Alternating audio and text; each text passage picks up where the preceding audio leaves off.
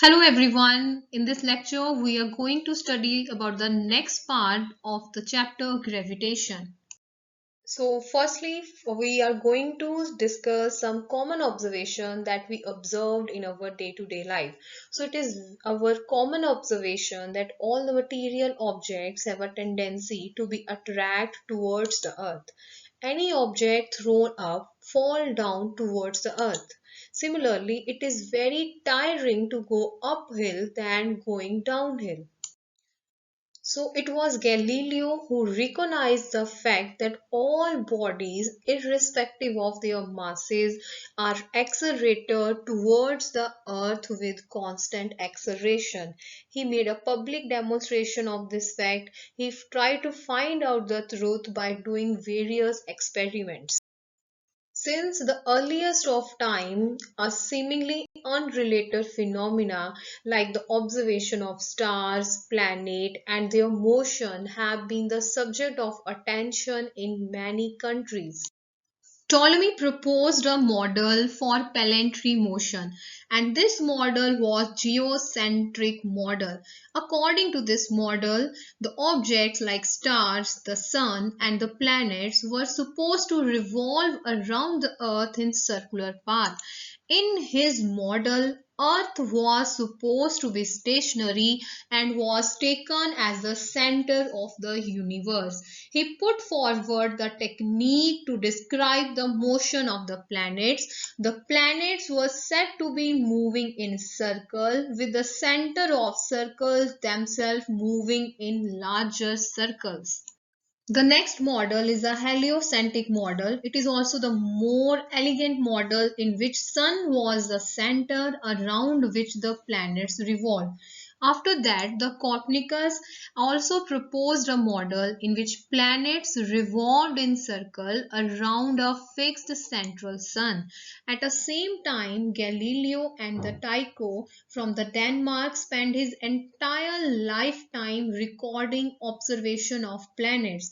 The data compiled by him was analyzed by his assistant Kepler, and then he concluded the new laws for the planetary motion. The first law is known as law of orbits. This law states that every planet revolves around the sun in elliptical orbit, with sun situated at one of the foci, means center of this elliptical orbit. As the ellipticity of orbit is quite small, so we can treat it as a circular orbit. This law was a deviation from the Copernican model, and as it is clear from the figure, ABCDA is the elliptical orbit followed by a given planet with the sun at the focus F1. There is also second focus of the elliptical orbit that is named as F2. So as from the figure, there are the two axes. One is a major axis, second one is a minor axis. AC is a major axis and BD is a minor axis. Here are 2 points. One is capital A, another one is a point capital C. Point A is closest to the sun, so this is known as a perihelion. Perihelion is a point in the orbit of a planet at which it is closest to the sun, and the point C is the farthest from the sun, so this is known as aphelion. So for a circle, the two foci of the ellipse merge into one, and the semi-major axis becomes the radius of the circle. So now second law, which is known as the law of areas or law of areal velocity, states that the line that joins any planet to the sun sweeps equal area in equal interval of time. That is, areal velocity of planet around the sun remain constant. Why areal velocity? Because if any planet cover up equal area in a equal interval of time, then as per the formula of the velocity, area means distance over time. It means it is covering the velocity. So it means that the areal velocity of a planet around the sun remains constant. And we can say that this law comes from the observation that planets appear to move closer when they are farther from the sun than when they are nearer to the sun.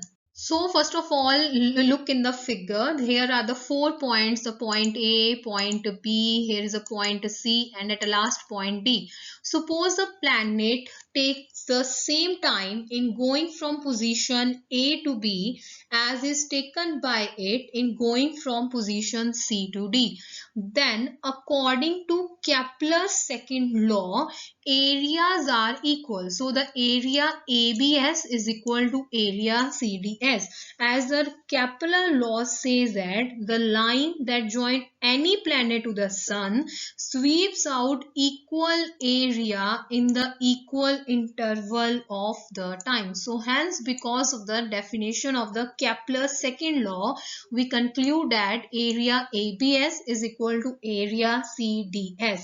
As the areas are equal, the length of the path CD is more than that of path AB. Away from the sun, its velocity decreases, and as it approaches the sun, its velocity increases. Also, this law is based upon the law of conservation of angular momentum. Law of time period states that the square of the time period of revolution of a planet around the sun is directly proportional to the cube of semi-major axis of its elliptical orbit around the sun. So we can say that according to this law, if capital T is the time period of revolution of a planet around the sun and small r is the semi-major axis of its elliptical orbit around the sun, then according to Kepler's third law, T square is directly proportional to R cube. Smaller the orbit of a planet around the sun, shorter is the time taken by it to complete one revolution and vice versa. Now next one is a numerical that is based upon the Kepler's third law, and the statement is calculate the period of revolution of Jupiter around the sun.